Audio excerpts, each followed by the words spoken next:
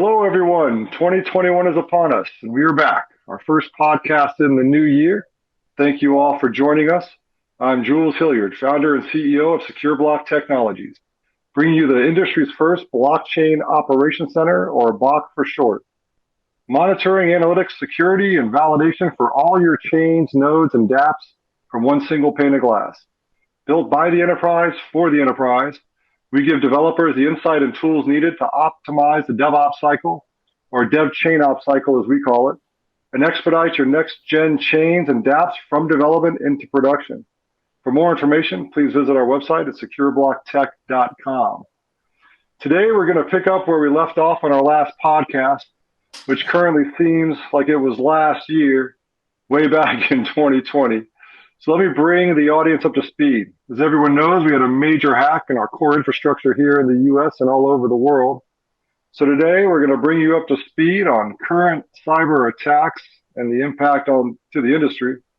How are organizations handling this as it relates to supply chain and a couple other industries as well? What's the potential for blockchain, AI, and ML to help business and technology leaders plan for their 2021 and beyond roadmap? Cybersecurity is the battlefield of the future, my friends, and blockchain is the secret weapon. Let's go to our blockchain war room now. Joining us today, we're very lucky to have with us Bruce Phillips. Bruce is Senior Vice President and Chief Information Security Officer for West, a Williston Financial Group company. West creates industry-leading technology to streamline and fully integrate the real estate process. Bruce is a sought-out speaker on information security, data protection, risk management, and litigation support. He's a certified information system security professional and is a member of the Information System Security Association. Thank you for joining us today, Bruce. Happy to be here. Great, great. I couldn't do this podcast without my courageous colleagues and usual suspects. Mr. John Kaiser Sose Hooks himself, joining us from a secret location and secret and unknown location, of course. As always, a pleasure to have you join us today, John. Thank you, Jules. The pleasure's all mine. And as the security sensei himself, our CISO and dear friend is with us today, Mr. Joel Semangan. Thank you, Joel. Hey, Jules. Happy New Year to everyone. Glad to be here. Absolutely. Glad you could all join us here and kicking off our 2021 podcast series. Now, like I mentioned, we have a lot to talk about today, so let's just go ahead and jump in. We've had a major cyber attack on our infrastructure, both here in the U.S. and globally. It's had a major impact on the industry. Bruce, you mind kicking us off and tell us a little bit about your perspective on what we're going through right now? Well, it's really interesting when it comes up. It's actually a theoretical risk that we've all thought about for years. What happens when the supply chain becomes the attacker? And where do we go from here? Right? How do you trust a supply chain that is proven to be, one, not very secure? When you look at what's happened with SolarWinds, and two different bad actors were able to get in and get two different pieces of malware in two different pieces of the Orion code, and have that happen and deployed for almost 9 months. How do you then start trusting them again? And then two, they were really targeted. They were targeted in two things. They were targeted in the U.S. government because it was they were doing reconnaissance against the U.S. government. But they also, if you take a look at what they did, they hit businesses, large businesses, Microsoft, VMwares, things like that are pervasive through our industry. And they were able to get in, create godlike accounts within those organizations and do things that we still don't know what they've done yet. So it's not just the fact that it was SolarWinds that was the problem. Now we have an unknown, which is all of the tools, both infrastructure tools and security tools that we rely on to tell us the truth. And we don't know if they're telling us the truth anymore. And they may be the thing that's hacking us in. And so the challenge is, where do we go from here? And how do we get a level of comfort so that we can actually start patching again. Absolutely. No, thank you for that. We all know the expression flying blind, and now we're searching for a hack blind, and that's always an uncomfortable feeling. John, why don't you give us your perspective on what you're seeing out there? Yeah, Jules. So basically, to reiterate what Bruce said, this is something that everyone's kind of understood as a plan of attack that is certainly possible because of the sophistication involved. It was probably not probable. In other words, if someone really wanted to hack you and take information, as we call it, like kitty scripts, et cetera, they wouldn't take the time to do what this group did. And as Bruce mentioned before we had the podcast start, this was well thought out, well planned. In fact, at each execution point, someone had to be involved in making a decision. I call it the human in the loop. So it wasn't just totally automated. It wasn't an AI machine learning script that they put on someone's computer and it scripted it all out and no fuss, no muss, right? So I think what we're finding, as I mentioned in our podcast last week, is that in the development supply chain or development process, security has to be built in from the beginning. And part of that securitization becomes knowing who your supplier is. For like know your customer in banking, you need to know that chip I'm using or that software that I'm using to build out my product. What's my level of sophistication, knowing what they're about. So I heard recently, and I don't know if it's true or not, that Microsoft itself found instances of where these folks had poked around at some of their source code. It didn't prove to be an issue because of Microsoft's methodology regarding source code. But this is something that going forward, I think, is literally shock of security experts around the world, but also put us automated AI ML guys on notice that, you know what, you just can't set it and forget it anymore. It's attacks are going to happen, and unless humans in the loop to figure it out, it's going to be devastating and have long-term effects. I couldn't agree with you more. And Joel, you and I have been messaging and talking about this entire time, and I know you've got some great insight on this. So you want to jump in here and tell the audience a little bit about what you've discovered in your research? Yeah, and again, that's to add on to what Bruce and John mentioned. For those who have probably didn't get a chance to catch our last session, I mean, I mentioned that this cyber attack is not just local to us, and it's really a worldwide impacted breach that's really almost catastrophic, and it opened up a can of worms, as we've talked about prior to this session. And from a statistics perspective, I mean, I found out that the U.S. was on the top of the list for the top 20 worst affected countries of data theft. Where we reported about 1.8 million reported cases, and it's not just the SolarWinds breach, and there was also a reported FireEye breach that actually showed that the attack was very sophisticated, and the problem that I mentioned, and I want to point it back to today's discussion, is that it's really a problem of not just being able to identify or be receiving the report of the breach, but it's really about how quickly can an organization identify that they have been impacted by a massive type of breach such as this one.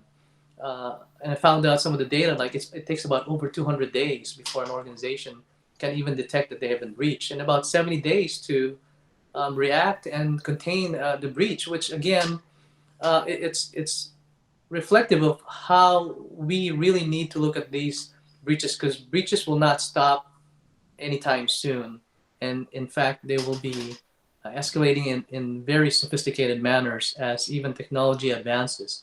So we can all catch up with the latest and greatest technology, but that's, to me, is key as a security guy, is the ability to be able to continue to monitor and look at our organization, our business transactions, and set that system to notify us right away and narrow down that ability for us to be able to identify when the breach happened and react to it, because I think that's kind of key at this point. So, yeah, Joel, thank you for. I'd like to tag on to what Joel just said, because 270 days to detect a breach. 5 years ago, I gave a presentation where it was 270 days to detect a breach. 5 years before that, it was 270 days to detect a breach. And we've known this now for years. I mean, if you've watched the Verizon data breach reports, we know that it's the time from breach to detection is way too long. And we all look at things like user identity behavior analytics. We look at ML. We look at AI. We look at all these things. We say, well, this is going to shorten the breach, the time to detection. And we haven't done it. But the challenge becomes, I think one of the reasons why, especially in this SolarWinds one, this was a very good group of attackers. They got into a system that could get into other systems. But once they got there, it wasn't an automated attack. It's exactly what you said, John. It was not automated.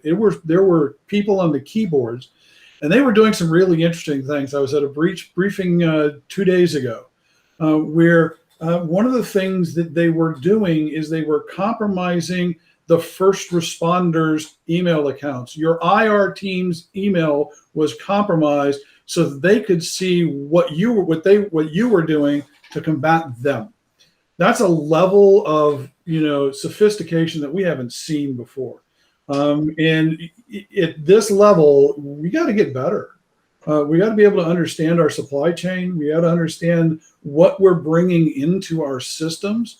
And we got to be able to respond to them as quickly as we can. And 270 days is not the amount of time you want to do that. No, you couldn't. Yeah, exactly. I mean, we've been in a couple of great points. Joel bringing up the fact that some people will say, we're going to fix, cybersecurity attacks. No, we're not. This is a battle. It's going to be a never-ending battle. And Bruce, to your point, yeah, I've heard that 270 days now for over a decade. We've got to figure out a way to get better. And I'm excited to jump into that. We've got some great ideas on that, talking about blockchain, AI, and ML. But before we jump into that, I want to kind of give the audience a little bit more information on just what's happening today with the current, infrastructure and ecosystem, and how organizations are handling this current attack right now. Bruce, I know you're knee deep in real estate, title, and escrow. If you want to jump in there, or another industry, feel free to jump in and talk about, what are these companies doing? What can they do? Well, I think we're all sort of in the same space, right? We're trying to figure out what's the next step. If you were an Office 365 organization, what do you do next? Because you can pretty much guarantee that someone has the opportunity and the capability now to breach your email systems rather simply, and you won't know it with the monitoring you're doing today. If you're a SolarWinds customer, how do you trust what's going on? How do you find out what's happening? It really raises the bar on understanding risk and understanding our ability to see our networks and then make decisions based on that. Because, when you take a look at it, the guidance right now is, basically turn off SolarWinds. Well, can you really do that and effectively run your organization? The answer to that is no. And this is, well, then block SolarWinds from having any access whatsoever to the internet. Can you do that? We have to think through that, because a lot of people are using SolarWinds to reach out and look at their outside interfaces to make sure they're still alive. Well, if you turn that off, now you don't know when your systems go down. Now you have a customer effect that you don't know. So it's not as simple. I mean, CISA came out with some really good guidance, and it's good guidance. There's some really interesting things in there, but they look at it from this is an autonomous unit. It is solar winds, so you have to deal with it as solar winds. Solar winds is part of your ecosystem, and just like anything in your body, if you take something out, what's it going to affect, and how's the rest of the body going to respond to that? And I think that's what we're still trying to do today. I was on a call just 30, 40 minutes ago, having that discussion about, the effects of, hardening solar winds and blocking it from talking to anything but certain things. And it becomes, as you dig into these things, it gets harder and harder and harder to answer the questions. And part of that is we don't monitor well enough. We don't log well enough, and we do things as quickly as we can to support the business, and we don't do the analysis on the back end of what's actually going on within our organizations and what everything actually touches.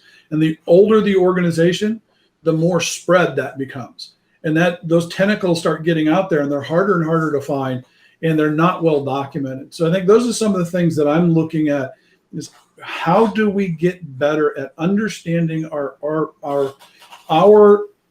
ecosystem and the effects that something will have on that, and then be able to respond to that, because we can't stop business. Right? We keep moving forward. We can't stop. So you're trying to do surgery on your knee while running a marathon.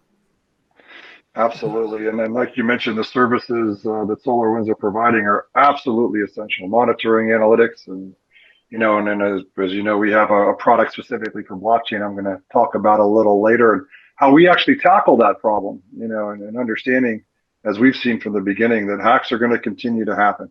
And as a supporting piece of technology, we've got to be prepared to deal with those hacks as well. So before we go down that path, Joel, you and I were talking a lot about supply chain the last couple of weeks and prior to the call, and you had some really interesting talking points on how supply chain organizations and technologies are dealing with these attacks. You mind talking to the audience a little bit about that? Yeah, Joel, supply chain, as we have discussed during this session, is, I think, key to a lot of the problems that we're probably facing right now.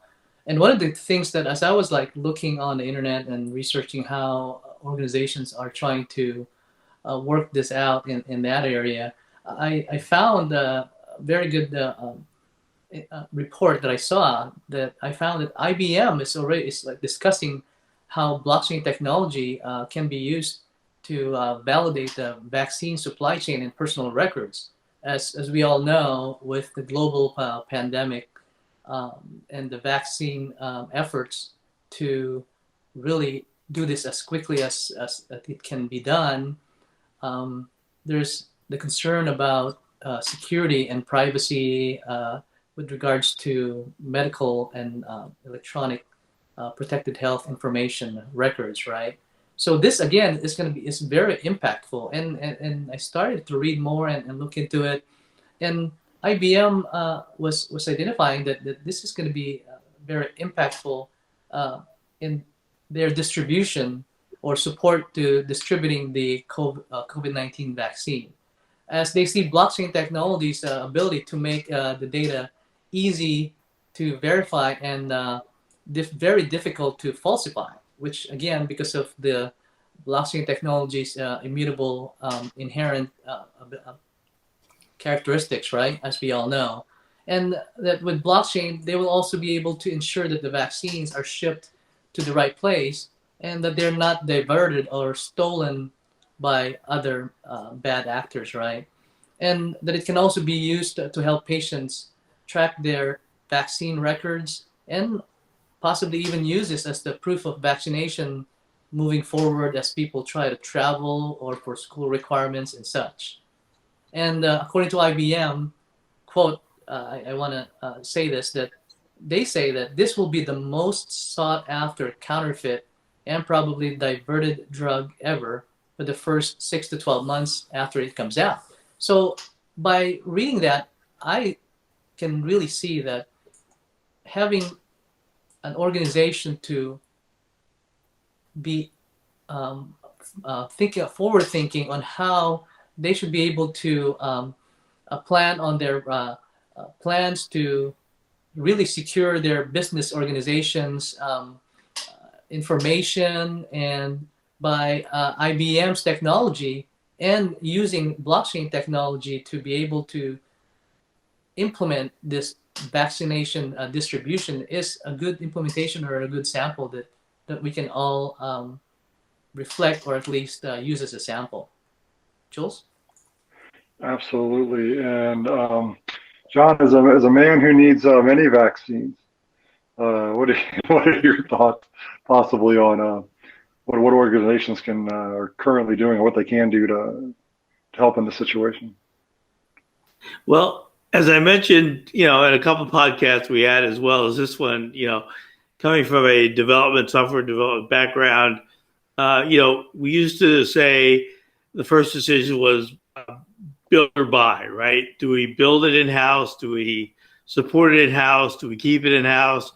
Or do we buy the components we need to add to the software? And to Bruce's point, there are probably way beyond SolarWinds types of vendors scenarios where we just don't know if there is a supply chain problem or attack lurking in the background.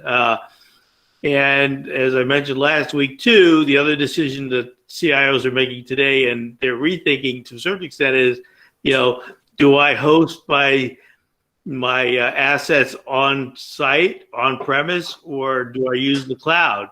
And a lot of people, think about those security risks and the trade-offs. But so what I'm hearing is that a lot of companies and CIOs are looking at what they have out there in terms of distributed computing versus in-house or vendor supply, and looking at, again, maybe there's components we need to bring back on premise or find a way to harden more as opposed to being on the cloud. And then the analogy I use is like, if you're going to, you want to put together, you want to build a house, right? Or you want housing. So you have two choices. You can hire a contractor, or you can be your own GC, and you can, go out and find components like wood, toilets, electricals, blah, blah, blah. It could take you months to put that together. Or you can go to a modular home builder and say, hey, I want to buy, plan B or plan A or, plan C, right? And they come and they put it on your property, and you hook a few things together, and bang, zoom, you have the unit complete.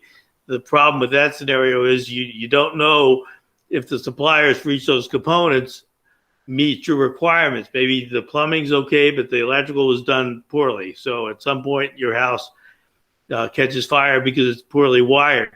So then it comes down to, okay, well, how do I protect this asset now that I have it in place? Whether I built it from scratch, stick built, or whether I do a modular. Well, you put in some sort of fire prevention system, right? So what you do is you have a fire company or a fire a security company come and put in sensors in your home that will allegedly go off when there is a fire in your kitchen or your bathroom or wherever, and then it'll spray, if you have a sprinkler system, spray that, etc. But I think a lot of people are saying, okay, maybe I don't trust the sensor. Maybe the sensor could be malfunctioned, or it could be that the sensor is, IP controlled. And what if the internet doesn't work? So maybe I should consider having those. I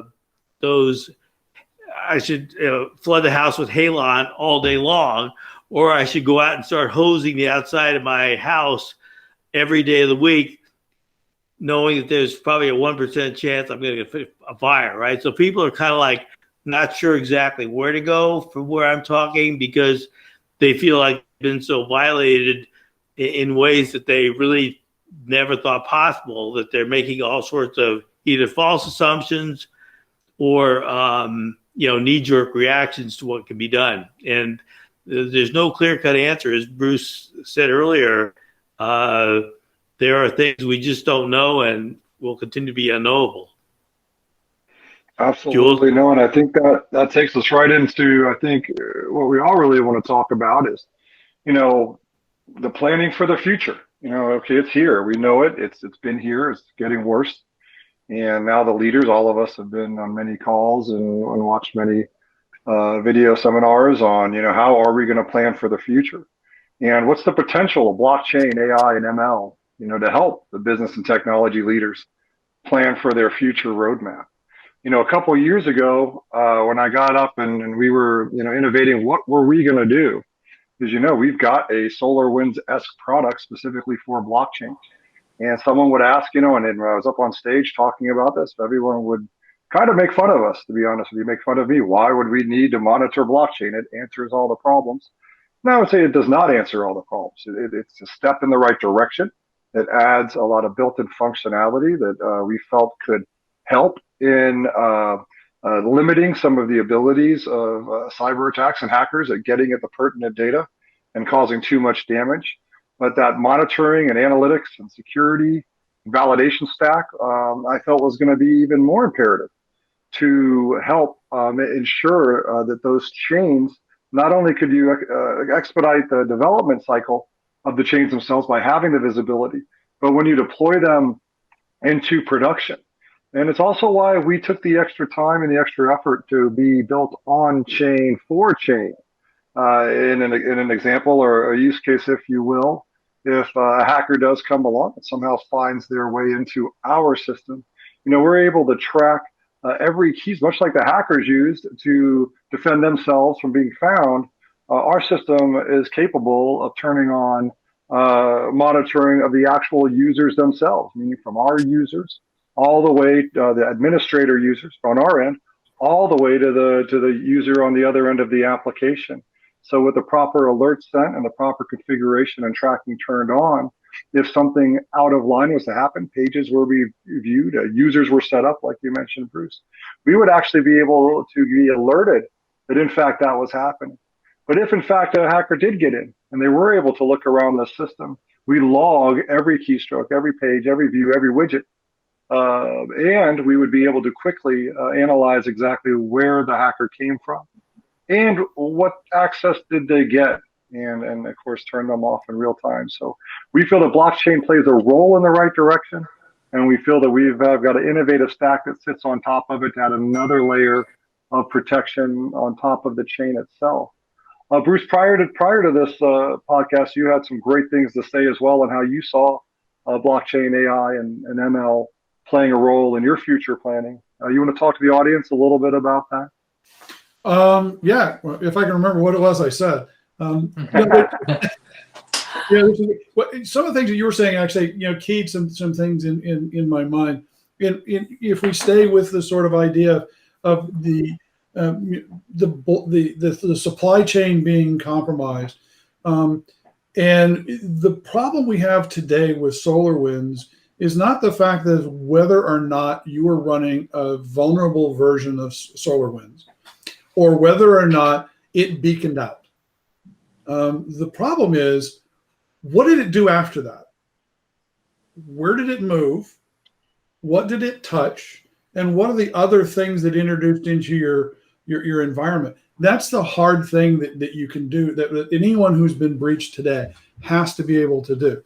And if you can monitor that and you can have an immutable source of user activity, that's going to help with your incident response, because now you know what they're doing. You're not trying to guess what they're doing, because in actuality, what it really is when we're doing incident response and we're trying to track down an attacker, we're trying to guess what it is they did and then go look there, and then guess what they did next and go look there.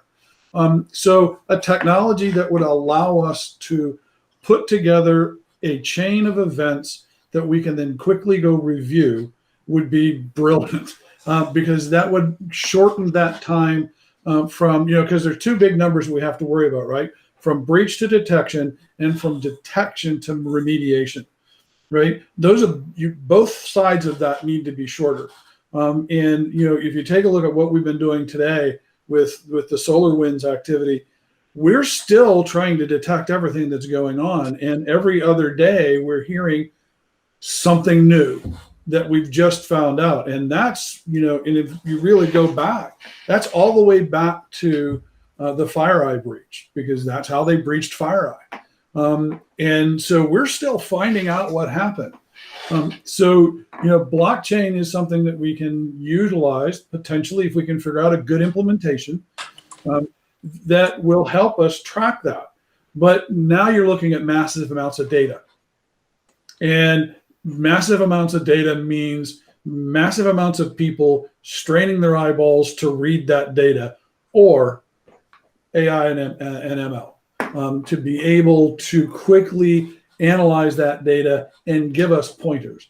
And the end of that is always, you still have to have the Mark I motto eyeball looking at what actually happened, but you need to target what they're looking at. And so I think that's really how, if you're looking where we're going and where we should be going, is how can we navigate through logs using the tools available or that aren't available today that we can think about, blockchain being one of them, ML, AI is the other part, so that we can get faster in detection and faster in remediation. So I think that's part of the things that I'm looking at for 2021 and on. How do I shift the platform? Because we've now taken something that was a theoretical and proven that it was actually fairly easy to do and stay under the radar for a long time. So now how do we retool? What are we doing right, and what do we need to get better at, and what are the tools, right? Because we're always going to have a shortage of talented individuals to do this. We rely on that. So we got to have tools that help us, but you can't automate everything, because then the attacker will look at what you're doing and what you've automated, and they will use your automated response against you. And they'll come in a different way, and you're going to be chasing your tail over here. Or it's just going to turn it into a denial of service attack by making you shut down your networks because of an automated response. So I think that's the idea, taking a look at how can we use the technologies that we understand today and utilize them to get better.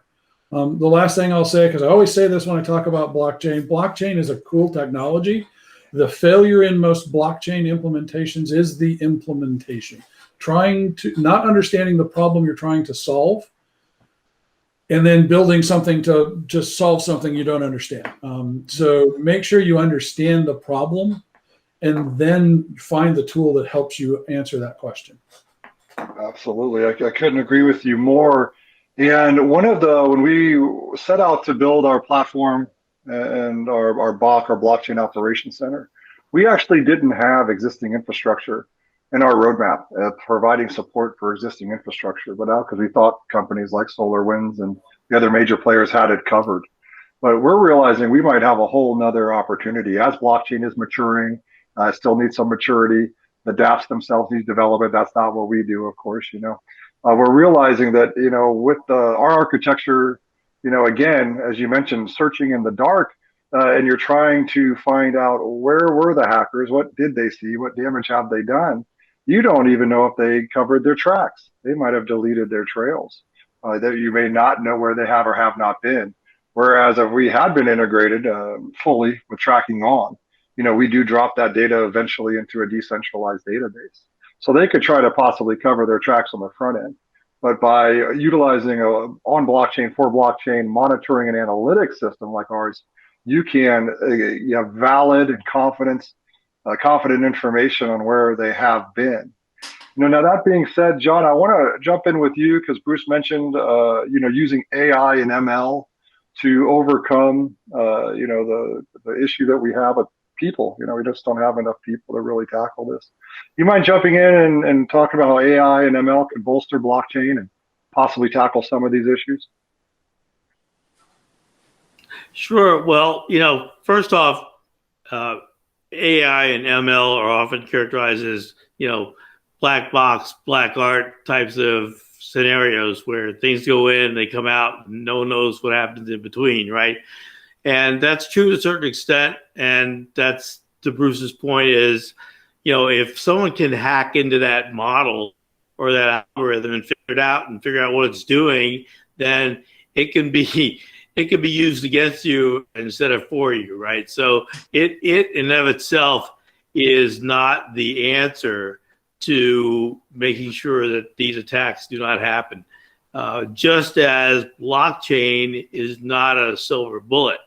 And as Bruce mentioned, it's the implementation of both AI and ML and blockchain that really makes the difference between success or failure in these scenarios.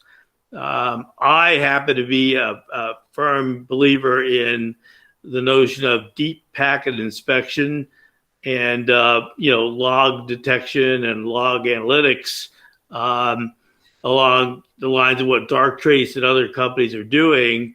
Again, they can't cover the ground that's open for discussion, but I think there are some ways to leverage AI and ML in those scenarios where you really understand what's going on. You have visibility into your systems, and monitoring helps do that. But visibility is key. And if it's a person looking at those log files or recognizing patterns or even just responding to a red light, green light, yellow light scenario, I can't emphasize enough, you can't take a human out of the loop and expect everything to be entirely automated. It will never happen. Yeah, if I can add to that, John, that basically, AI, with the convergence of AI and blockchain and with ML, I mean, I heard Bruce and all you guys mention it, that the automation is obviously key, because as we try to look at terabytes and multi-terabytes of data log analysis, we capture lots of the activities and in real time, and it's important to have that and the technology to do that in an automated way, and to be able to also make sure that organizations have the ability to identify anomalous activities and also positive activities, because a lot of companies are probably just focusing on the anomalous activities that are negative, but they should also see that if an added admin account was created on a Saturday at 2 a.m., it's probably not common for an activity on any system, right? But and so those are kind of the things that the person would also need to be able to analyze. Again, automation is great, but there's also needs to have the ability for an internal person, because an internal person has the understanding of how the business organization works, their activities and transactions. So that's, I think, is key. And one of the things also that I kind of wanted to add to this is that third-party vendor management is also key for an organization, for any organization, to make sure that they continue to stay on top of it. Because as we have seen back in the days where the Target breach and others were very impactful for, or what's resulted into from a third-party breach, that it's important to trust and verify that your third-party vendors or business partners are also staying on top of their game to make sure that their patches or any upgrades and updates are in tune and done in a timely manner. So that's very critical. And to Bruce's point earlier, that the window, we really need to make sure that the execution of the patching and just regular maintenance of our systems and applications are that we are on top of it. And lastly, I mean, we all know about and heard about the CIS top 20 critical security controls. And for the past, I think, pretty much 10 plus 20 years. And so that the number one and number two on the list is always the inventory of hardware and inventory of software. Is important for an organization to make sure that they know what they have, what applications, and that the inventory is up to date. Because if any applications or breach that's reported out there, they can quickly, and again, this is where what Bruce mentioned earlier, the ability for an organization to identify the breach and even remediate the breach without having a solid, up-to-date inventory of your hardware and software. It's going to be hard for an organization to really put their finger and tell the board or their trusted companies to executives that they're not impacted by the breach or they're only partially impacted. So having a strong and updated security control, inventory of their hardware and software is critical to an organization moving forward, 2021 and so forth. Absolutely. Thank you, Joel. And, I feel we could go, we're already well over the amount of time we like to talk on these, probably go a lot farther. Bruce, do you want to jump in for a few minutes, or are you ready to wrap it up? Well, I'm going to I'll wrap up with what Joel said. Basic security hygiene is the number one thing that we need to remember, right? And it's not ML, it's not blockchain, it's not AI. It's, why do I have these ports open? Why is my network not segmented? Where do I have all of my software? What systems are they running on? Because you can't answer a lot of the very basic questions, right? If you don't know that you're running SolarWinds, you don't know if you're subject to the breach. If you don't know that the version that you're running, you don't know if you have an issue with the breach. And so that's just the basic sort of security hygiene that we've sort of thought, we've almost forgot about over the years, because there are really sophisticated attacks, and this is one of them. But most of them aren't. Most of them are simply because we didn't close ports on the firewall. We replaced the firewall with another firewall, and we didn't do our due diligence, and we didn't do the right thing. And now all of a sudden, SMB v1 is open to the internet, and I'm owned. That happened to a lot of people and cost a lot of people a lot of money that could have been stopped by simply doing the basics. But the basics are where you start. Understanding risk, understanding tools, and understanding how you can automate what you can automate is important. But the key word to this is, if you don't have a process already in place that's working, you cannot automate it. So that's the things you need to think about. Look at what they're doing. Do some research on the attackers that we have today. They are always getting better. Back in the day, they were script kiddies. They were doing, just simple stuff. Now you have some really brilliant people that are doing really intelligent things for all the wrong reasons, and we have to fight it. And that's the thing that I love about my job. I've been doing this for a long time, and every day is a new day. Absolutely, and that's a great wrap. And I'm going to just throw in a challenge out here that just came up. First time we're going to do an audience challenge, actually. And I really understood the importance of what Bruce and Joel talking about inventory, making sure you have accurate inventory, and knowing what devices you have out there and what patch levels. Now, if you get hacked, how do you know that the hackers didn't change that information? So you go through your list, and you don't. A couple devices are left out there on purpose, by design, by the hackers. So I'm going to challenge the audience, for those of you out there, to start your first blockchain project. Put your inventory on chain. Build a little decentralized database. Put your inventory on there. Put your toe in the water. Get a little familiar with blockchain. Very simple to figure out, and it might help you understand the technology better. And then try to hack it. Try to mess around and get familiar with the technology. And with that, I think with that challenge, I'm going to wrap it. We're way over time. Bruce, I hope you can come back. Thank you for being here. Hope to see you on the podcast again soon. I enjoyed it, and anytime. I've had a lot of fun just having the discussions. Absolutely. And John, Mr. Kaiser Sose, I know you've probably got people outside already, cars pulling up, and you need to change your location. but I do appreciate you being here today with us as well. Thank you. I'm here. You don't see me.